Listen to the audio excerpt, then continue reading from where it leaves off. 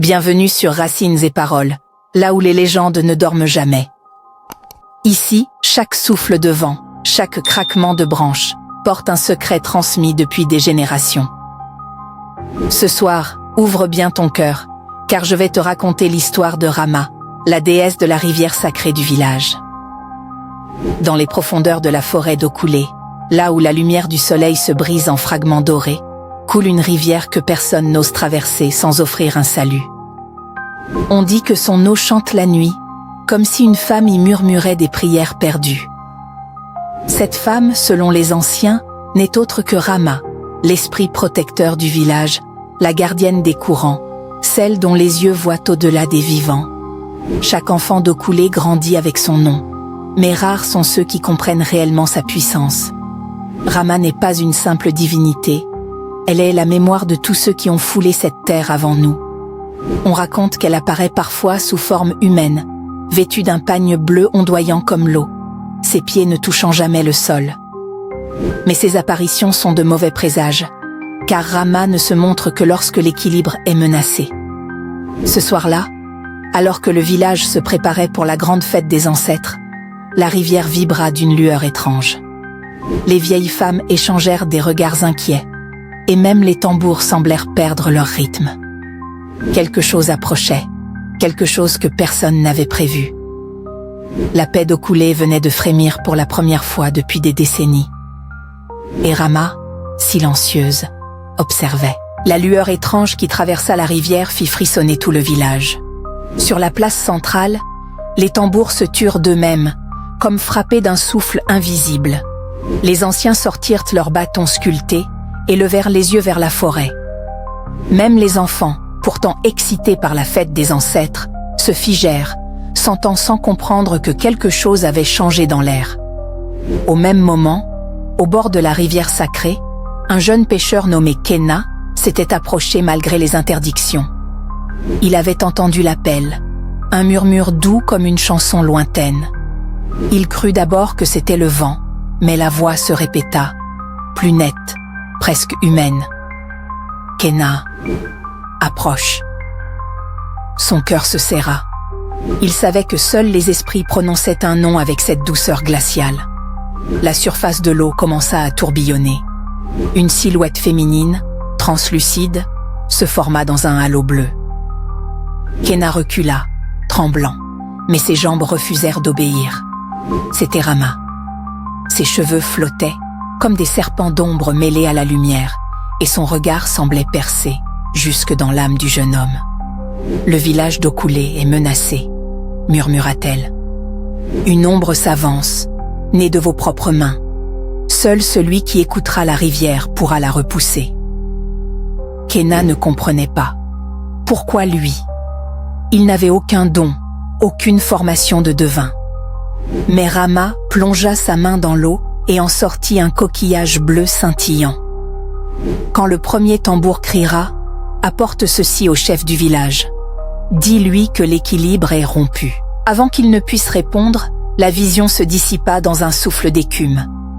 Kena resta seul, le coquillage froid dans sa paume. Et derrière lui, dans la forêt, quelque chose bougea. Kena resta immobile quelques secondes, incapable de détacher ses yeux de la forêt sombre. Les feuilles tremblaient, alors que le vent était pourtant tombé.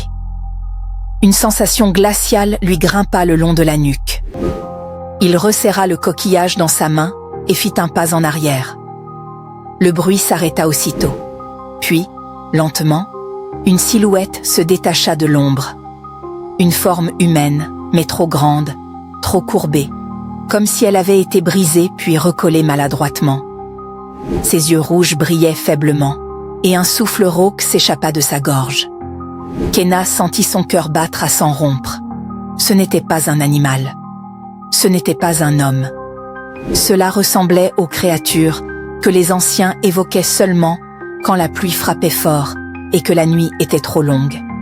Les camelés, esprits errants nés des fautes humaines, condamnés à rôder entre les arbres. La créature fit un pas, et Kena s'enfuit, courant sans réfléchir. Les branches le fouettaient, les pierres heurtaient ses pieds, mais il n'osait pas se retourner. Derrière lui, La bête avançait, lente mais déterminée, comme si elle connaissait déjà le chemin qu'il emprunterait. Lorsqu'il arriva enfin aux premières cases du village, il s'effondra presque, haletant. Les villageois se retournèrent vers lui, surpris de le voir revenir de la rivière en si piteux état. Le chef, Mbala, s'avança. « Kena, que fais-tu ici? Pourquoi n'es-tu pas avec les pêcheurs pour la préparation des offrandes ?» Kena leva la main, révélant le coquillage bleu. Une lueur étrange traversa les yeux du chef. « Où as-tu trouvé cela ?»« Elle est apparue, » balbutia Kena. « Rama. Elle m'a parlé.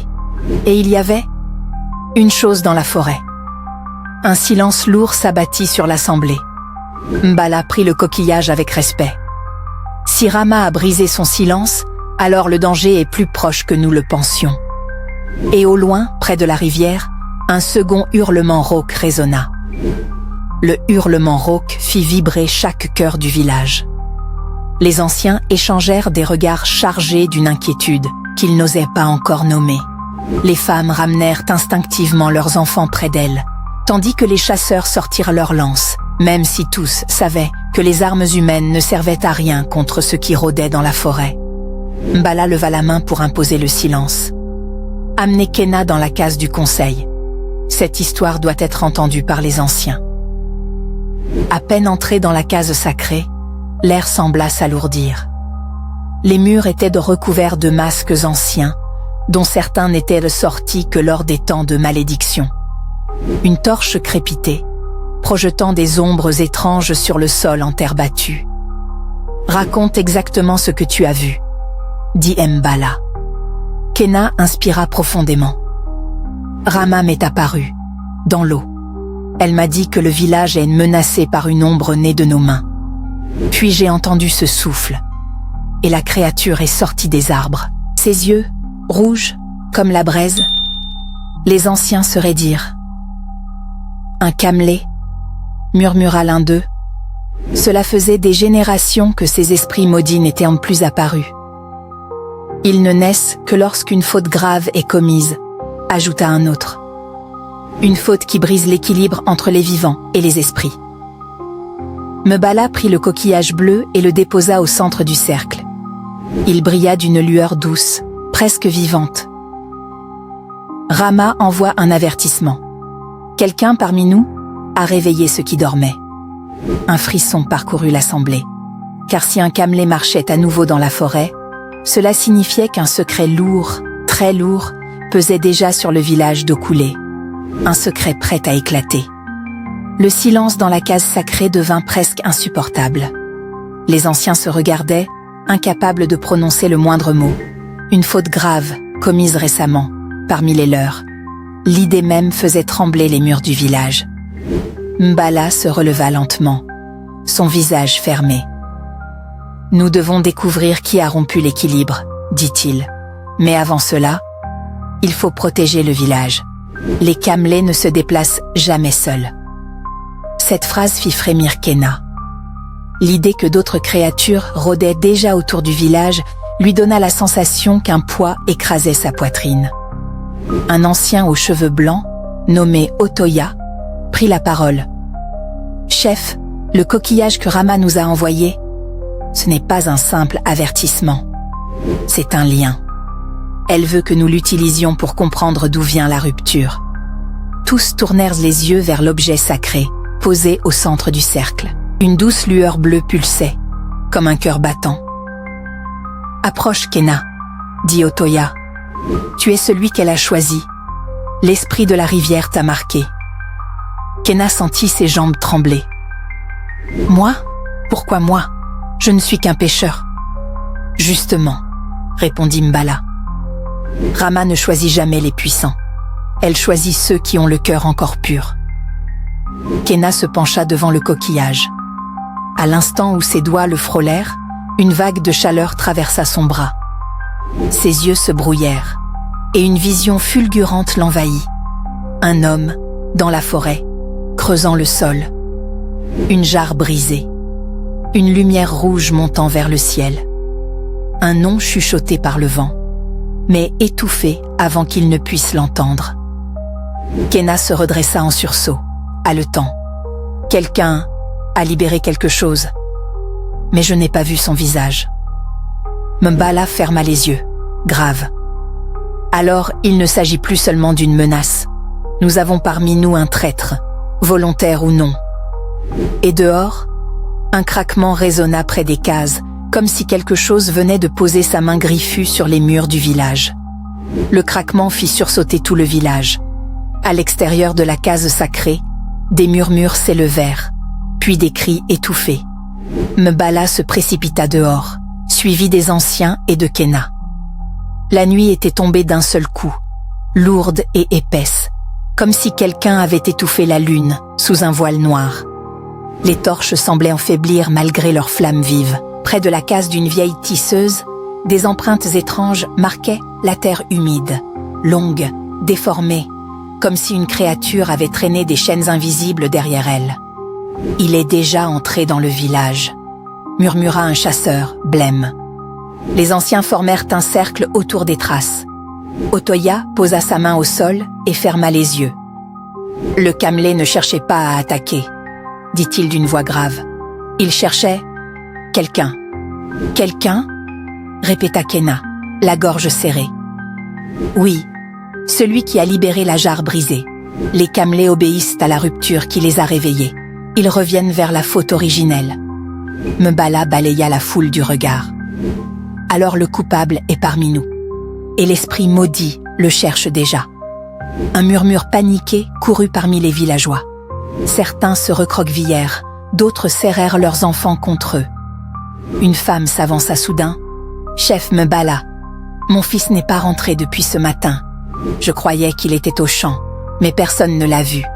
Son nom, c'est Noro. » Un frisson parcourut Kenna. Noro, un jeune homme impulsif, toujours tenté par les interdits, obsédé par les légendes anciennes. Il parlait souvent d'artefacts cachés dans la forêt, souffla un chasseur, et il voulait prouver qu'il pouvait ramener un trésor sacré. Le visage de M'Bala se durcit. S'il a touché à une jarre scellée par les ancêtres, alors c'est lui qui a brisé l'équilibre. À cet instant, un cri retentit au loin, déchirant la nuit comme une lame. Un cri humain. Un cri de Noro. Et derrière ce cri, le grondement rauque d'un camelé affamé. Le cri de Noro fendit l'air comme un éclat de verre. Sans attendre les ordres, Kenna se mit à courir vers la forêt, mu par un instinct qu'il ne comprenait pas. M'Bala et plusieurs chasseurs le suivirent, lance en main, même s'ils savaient que ces armes ne suffiraient peut-être pas. La nuit semblait absorber leurs pas, et l'obscurité se resserrait autour d'eux comme une main géante. Au bord de la clairière, ils s'arrêtèrent net.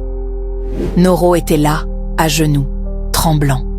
Son souffle était saccadé, ses yeux agrandis par la terreur.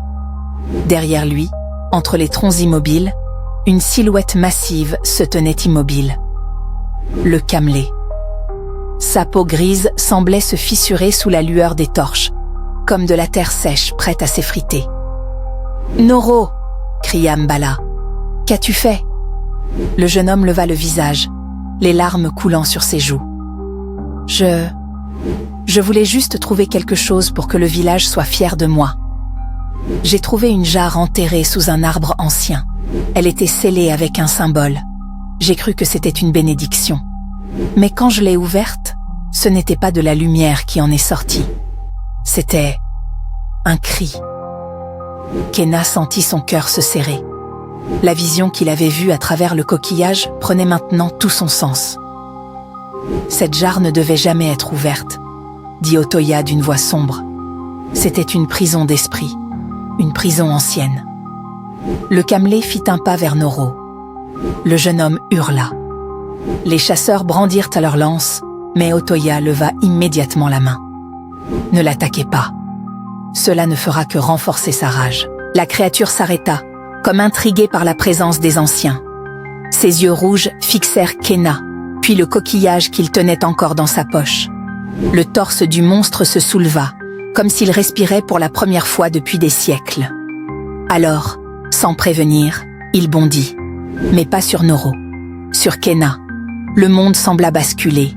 Des cris éclatèrent. Les torches tombèrent. La terre vibra. Et Kenna, projetée au sol, sentit le souffle glacé du camelé frôler son visage.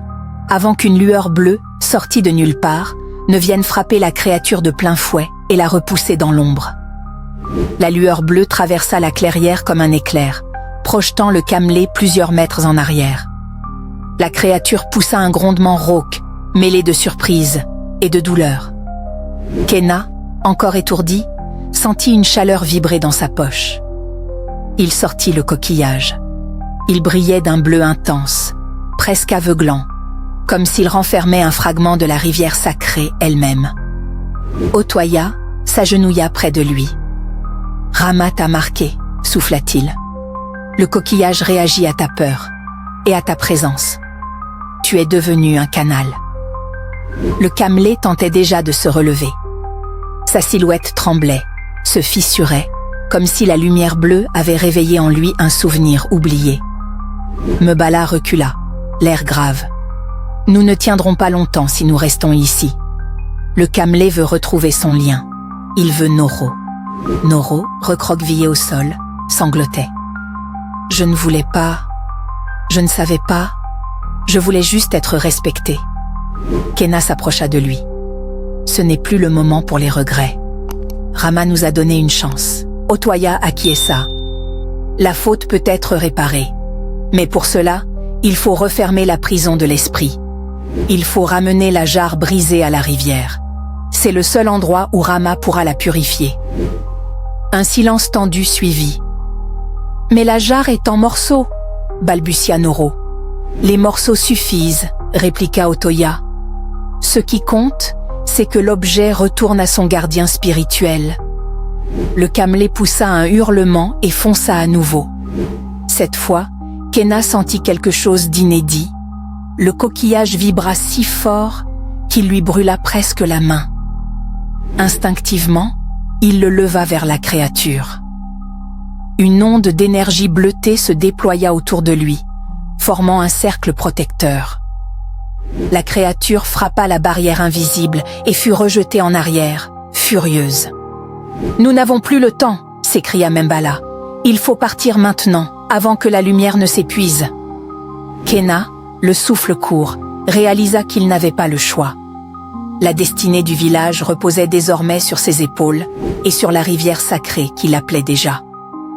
La clairière vibrait encore des échos du dernier assaut. Kenna, Mebala, Otoya et Noro se rassemblèrent rapidement, conscients que chaque seconde gagnée était une bougie arrachée à l'obscurité. Derrière eux, le camelé grognait, piégé par la barrière bleue, mais la lumière faiblissait déjà. Rama ne pourrait pas le retenir éternellement. « Nous devons récupérer les morceaux de la jarre, » dit Otoya. « Noro, où l'as-tu laissé ?» Le jeune homme essuya ses larmes. « À l'endroit où je l'ai trouvé, dans la partie profonde de la forêt, près du grand fromager. Je peux vous y conduire. » La troupe s'engagea dans les arbres, éclairée par les torches tremblantes et le halo bleuté du coquillage. La forêt semblait retenir son souffle. Aucun insecte ne chantait. Les branches au-dessus d'eux formaient une voûte oppressante, comme si elles tentaient d'empêcher toute fuite. Kenna serrait le coquillage contre sa poitrine. À chaque pas, il sentait une présence douce, presque maternelle, lui murmurer de continuer. Rama. La déesse marchait avec eux. Ils atteignirent enfin le grand fromager. Sa silhouette gigantesque s'élevait comme un ancien géant tourné vers le ciel. À ses pieds, le sol était retourné, et les morceaux d'une jarre brisée, sombre, encore chargée d'une énergie rougeâtre, gisaient au milieu d'un cercle de racines ouvertes. Noro s'approcha, hésitant. Je ne pensais pas libérer quelque chose. Je voulais juste prouver que j'étais capable. Otoya posa une main sur son épaule. Les erreurs font partie du chemin. Aujourd'hui, tu as la chance de réparer la tienne. Mebala ramassa les éclats de jarre, les déposant dans un sac en fibre de raffia. Au moment où le dernier fragment fut soulevé, un grondement sourd retentit, Le sol vibra. Les feuilles frémirent. Le camelé venait de briser la barrière. « Il faut courir !» cria Mbala. Tous se lancèrent à travers la forêt, les branches fouettant leurs visages. Derrière eux, la créature arrivait, plus rapide, mue par une rage renouvelée. Chaque pas qu'il faisait semblait résonner comme un tambour fou. Kena sentit la rivière les appeler, telle une lumière dans la nuit. S'ils atteignaient l'eau sacrée à temps, peut-être que Rama pourrait sceller l'esprit maudit.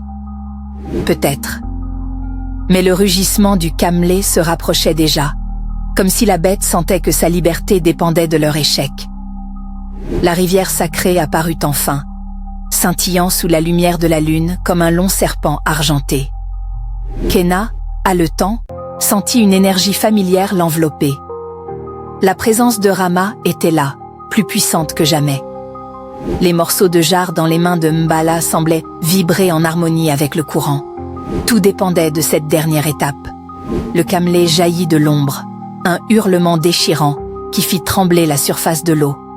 Ses yeux rouges brûlaient d'une colère ancestrale. Les villageois reculèrent, mais Kena se tenait droit, le coquillage levé. Une lumière intense émana de l'objet, frappant la créature comme un coup de tonnerre spirituel. La rivière s'illumina alors d'un bleu éclatant, projetant des reflets dansants sur les troncs sombres. Otoya commença à chanter une incantation ancienne, sa voix résonnant avec le murmure de l'eau.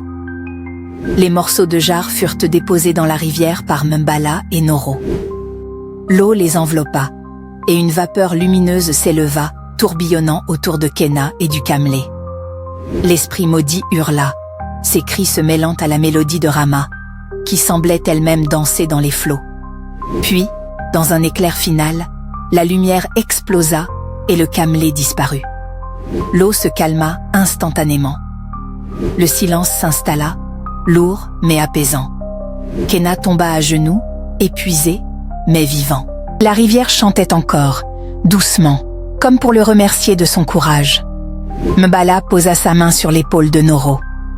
Aujourd'hui, le village a été sauvé, mais que cela te serve de leçon. La curiosité sans respect peut réveiller des forces que nul ne peut contrôler. Kena regarda l'eau scintillante, sentant la présence de Rama à ses côtés. La déesse de la rivière sacrée avait veillé sur eux, et désormais, le village d'eau coulée connaissait la valeur du courage, de l'écoute et du respect des anciens. Alors que les premiers rayons de l'aube caressaient les arbres, la rivière reprit son murmure apaisant, comme si rien n'avait jamais perturbé sa tranquillité. Mais tous savaient que tant que l'équilibre serait respecté, Rama serait là, silencieuse, puissante, éternelle. Le village avait survécu, et les légendes continuèrent de naître au fil de ces eaux sacrées.